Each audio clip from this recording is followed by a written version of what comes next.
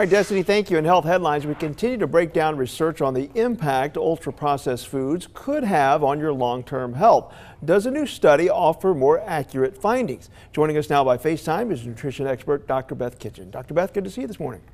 Good to see you too, Mike. All right, so what about that? We've been talking about this for the last few segments about ultra-processed foods. Been in the headlines a lot about how bad it is for you. Some perspective on new research? Yes, and we've talked about this, Mike, you and I on the show, as all these headlines come out. Everybody's seen them, all of these links from ultra-processed foods to you name a disease, and it pretty much is linked to it, whether it's heart disease, whether it's cancer, diabetes, dementia, acne.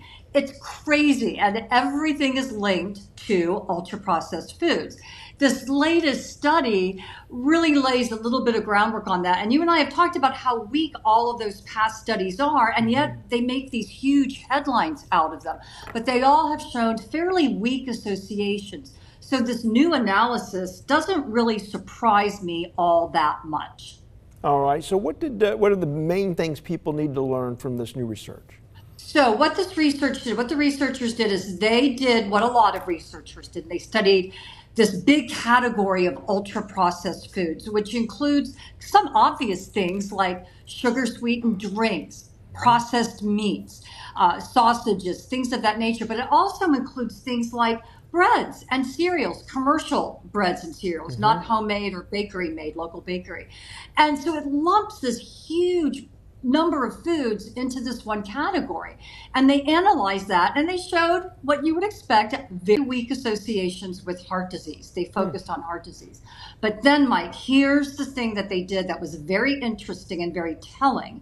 They took out two categories. They took out sugar-sweetened beverages and they took out processed meats, again, like sausage, hot dogs, ham. And then they analyzed the other foods. And you know what they found?